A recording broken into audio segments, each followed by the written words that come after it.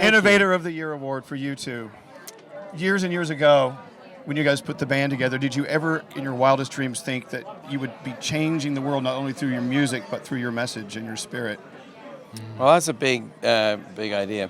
Wow. On our second album, it's called October, we had a song called Rejoice, and in it went, I can't change the world, but I can change the world in me.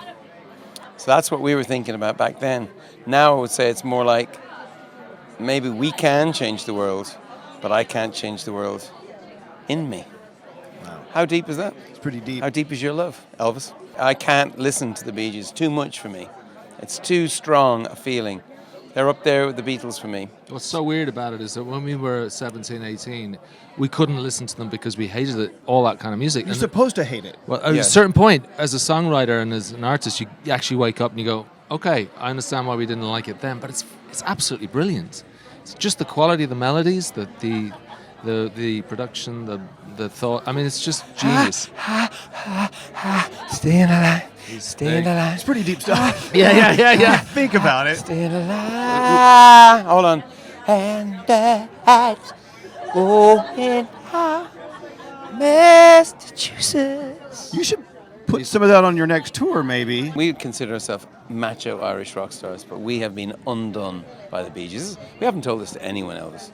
This is like a scoop. This is big. Look what music does to us. I mean, how often are we smart enough to stop down and realize how deep of a footprint music leaves on our hearts and on our lives, and it's the soundtrack of our lives. I know that's sort of a cliche, but look, as he's talking about a song from the BeeGees, I can see you.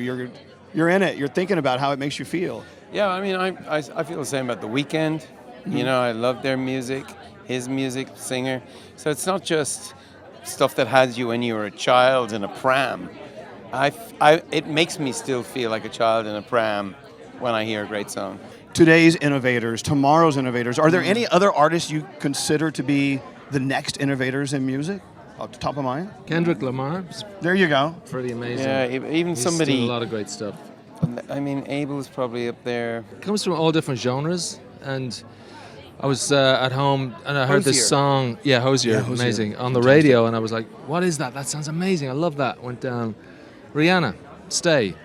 Amazing song. That's a grab your heart just song, just a great song. And I was like, whoa. Let's talk about the impact your music has made on the world, just strictly with the music. Is there one singular moment or accomplishment that you feel you'll never forget as far as your contribution to the music world?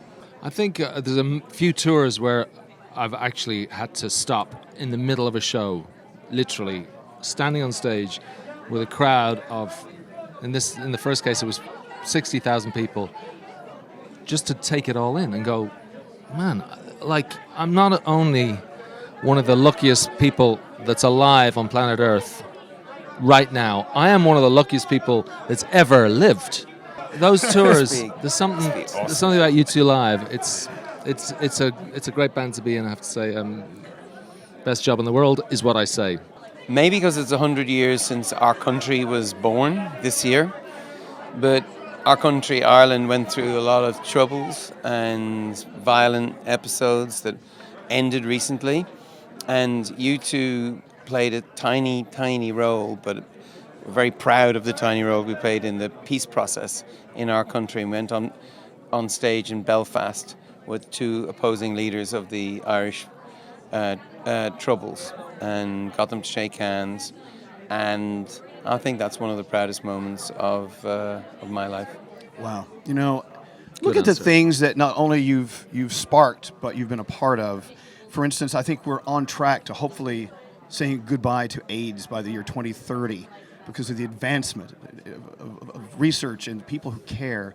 And then you look at something more recent after the tragic events that went down in Paris, and it seemed like it was just mere seconds until after that was done that you were responding. You were there. You've always been sort of the voice of the voiceless. What was the feeling you were getting from them as they were a part of history and they were living through it? What kind of feeling did you get from them? Well, hitting it, Eagles of Death Metal, felt like hitting it our own people, we were in the city of Paris when the attack happened, and we were on stage, we were rehearsing. We could have been part of that whole awfulness.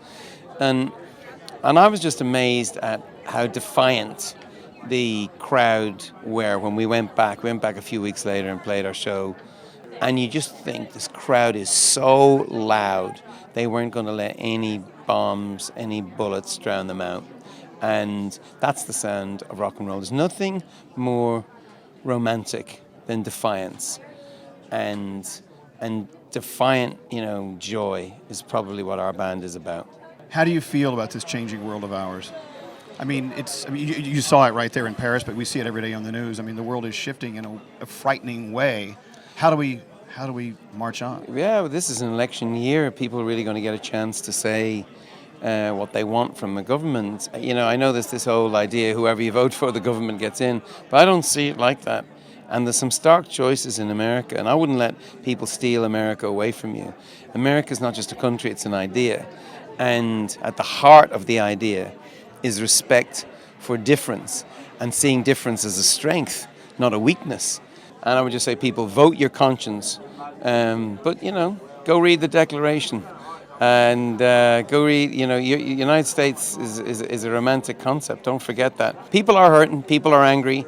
The way to release your anger is to get organized. That's it. Just, organize people in your community to go vote. Excellent. And it doesn't matter who you vote for, but just if you have passion, put it to work. Is that Our fair? iHeartRadio Music Awards Innovators, you two. Thank you, gentlemen. The Edge, Elvis. Bono. Thank you. You're the best. Thank you so much.